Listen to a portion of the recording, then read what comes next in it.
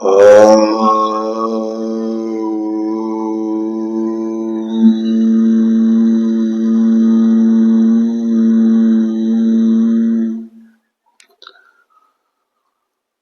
सभी शिव भक्तों का बहुत बहुत स्वागत।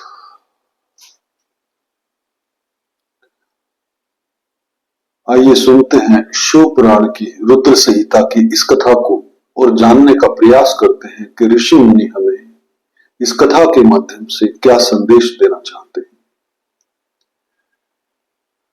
टॉपिक है शिवजी का सुचिस्मति के गर्भ से प्राकट्य ब्रह्मा द्वारा बालक का संस्कार करके गृहपति नाम रखा जाना, नारद जी द्वारा उसका भविष्य कथन, पिता की आज्ञा से गृहपति का काशी में जाकर तप करना, इंद्र का वर देने के लिए प्रकट होना, गृहपति का उन्हें ठुकराना, शिव जी का प्रकट होकर उन्हें वरदान देकर दिक्पाल पद प्रदान करना तथा अग्रीश्वर लिंग और अग्रि का महात्म्य। नंदीश्वर जी कहते हैं कि मुने घर आकर उस ब्राह्मण ने बड़े हर्ष के साथ अपनी पत्नी से वह सारा वृतांत कह सुनाया। उसे सुनकर विप्र पत्नी सुचिस्मति को महान आनंद प्राप्त हुआ। वह अत्यंत प्रेम पूर्वक अपने भाग्य की सराहना करने लगी।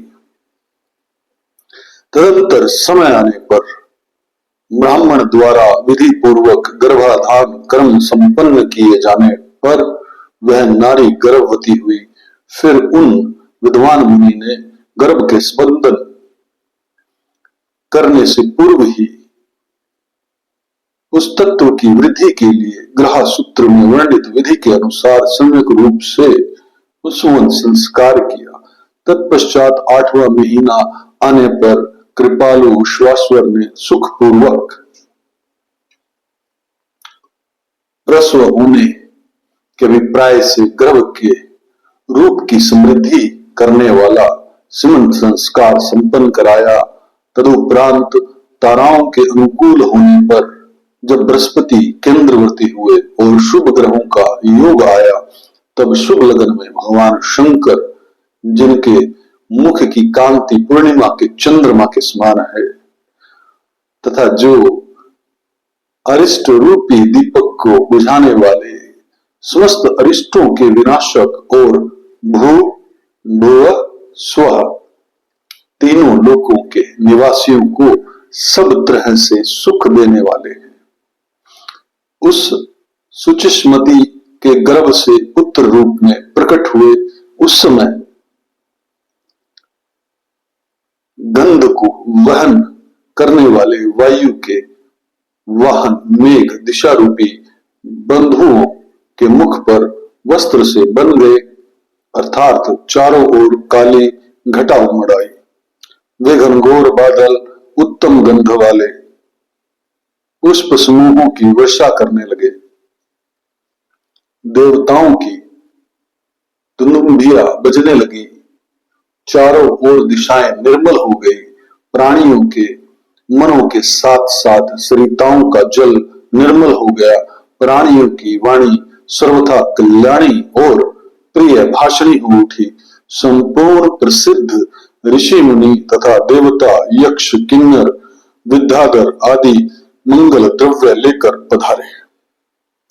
स्वयं ब्रह्मा जी ने निम्रता पूर्वक उसका जात कर्म संस्कार किया और उस बालक के रूप तथा वेद का विचार करके यह निश्चय किया कि इसका नाम गृहपति होना चाहिए। फिर 11वें दिन उन्होंने नामकरण की विधि के अनुसार वेद मंत्रों का उच्चारण करते हुए उसका गृहपति ऐसा नामकरण किया।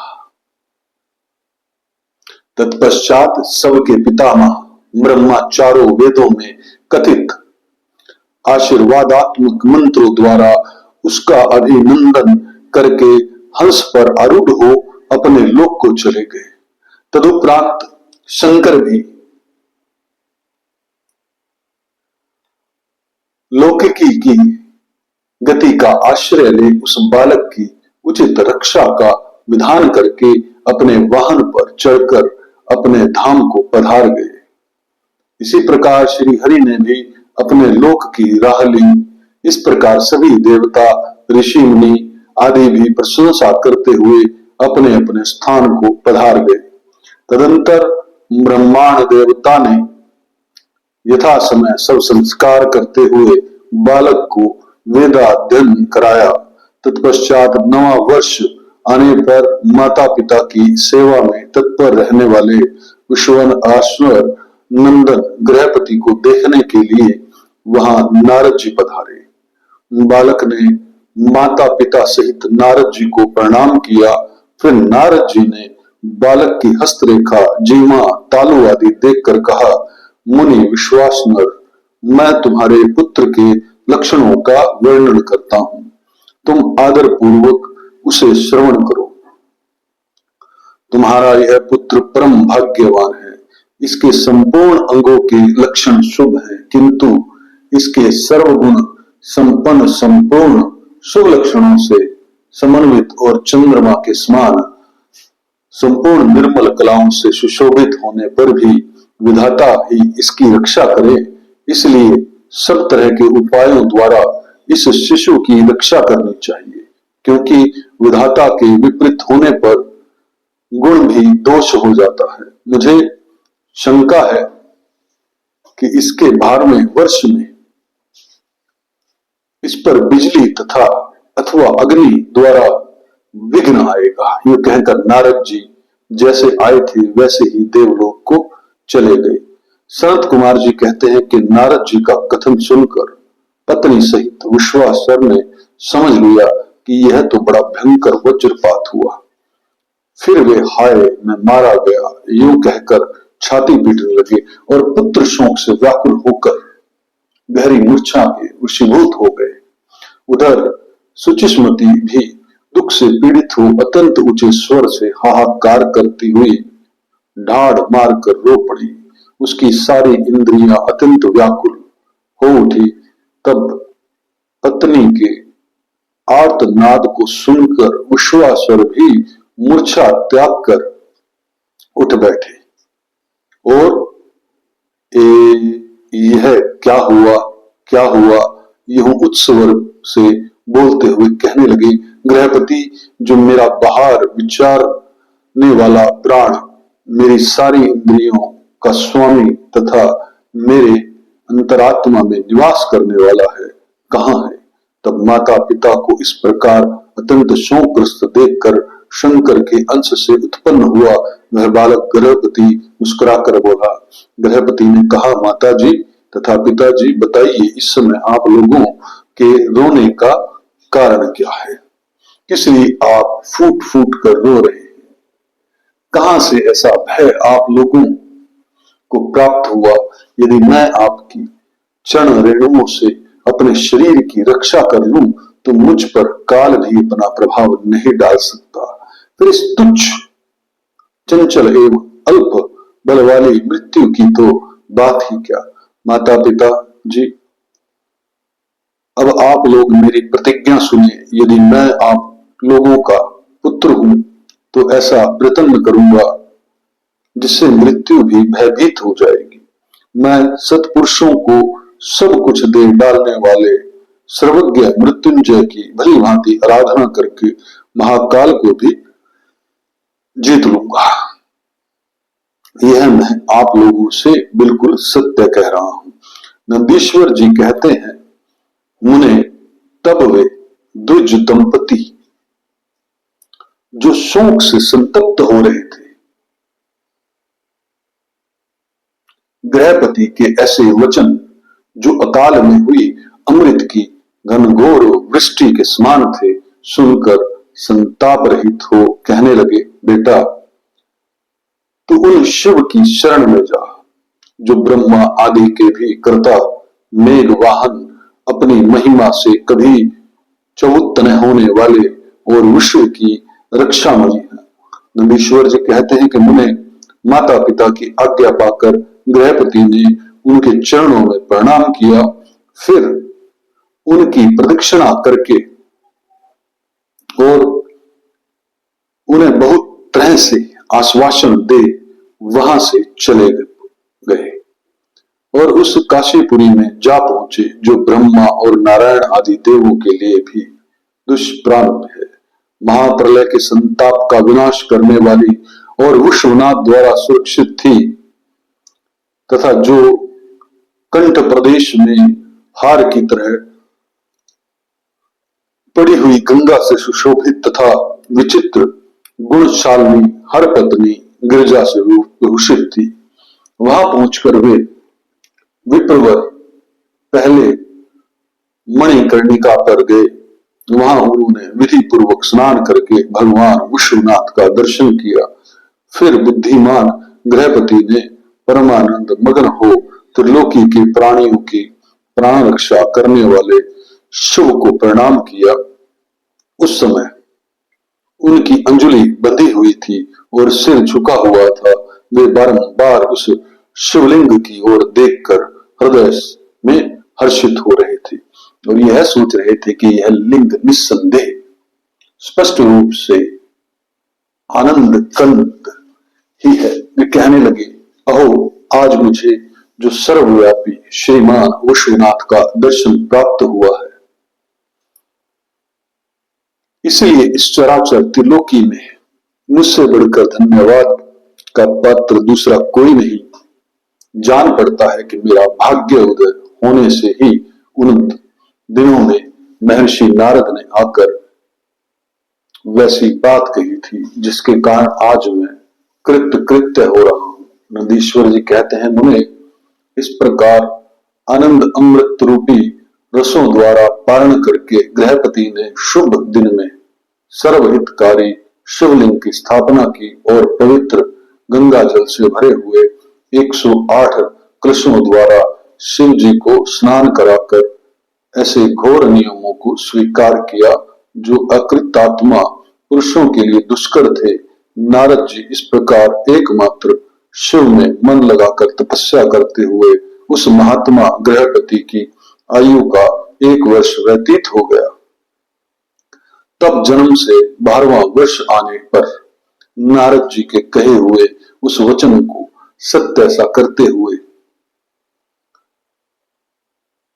कवचधारी इंद्र उनके निकट पधारे और बोले, विप्रवर, मैं इंद्र हूं और तुम्हारे शुभ व्रत से प्रसन्न होकर आया हूं। अब तुम वर मांगो, मैं तुम्हारी मनोवांछा पूर्ण कर दूंगा। तब गृहपति ने कहा, मधुवन, मैं जानता हूं आप वज्रधारी इंद्र हैं, परंतु वृत्रशत्रो मैं आपसे वर याचना करना नहीं चाहता। मेरे वरदायक तो शंकर जी ही होंगे। इंद्र बोले, शिशो, शंकर मुझसे भिन्न थोड़े ही है। अरे, मैं देवराज हूं, अतः तुम अपनी मूर्खता का परित्याग करके वर मांग लो, देर मत करो। गृहपति ने कहा, पाक शासन, आप अहल्या का सतीत्व नष्ट करने वाले दुराचारी पर्वत शत्रु ही है ना। आप जाइए, क्योंकि मैं पशुपति के अतिरिक्त किसी अन्य देव के सामने स्पष्ट रूप से प्रार्थना करना नहीं चाहता। नंदीश्वर जी कहते हैं कि मुने, गृहपति के उस वचन को सुनकर इंद्र के नेत्र क्रोध से लाल हो गए। वे अपने भयंकर वज्र को उठाकर उस बालक को डराने धमकाने लगे। तब बिजली की ज्वालाओं से व्याप्त उसी वज्र को देखकर बालक गृहपति को नारद जी के वाक्य स्मरण हुआ है। फिर तो वे भय से व्याकुल होकर मूर्छित हो गए। तदंतर अज्ञान अंधकार को दूर भगाने वाले गौरीपति शंभु वहां प्रकट हो गए और अपने हस्त स्पर्श से उसे जीवन दान देते हुए बोले, वत्स, उठ उठ, तेरा कल्याण हो। तब रात्रि के समय मुंदे हुए कमल की तरह उसके नेत्र कमल खुल गए और उसने उठकर अपने सामने सैकड़ों सूर्यों से भी अधिक प्रकाशमान शंभु को उपस्थित देखा। उनके ललाट में तीसरा नेत्र चमक रहा था, गले में नीला चिन्ह था, ध्वजा पर वृषभ का स्वरूप दिख रहा था। वहां मांग में गिरजा देवी विराजमान थी।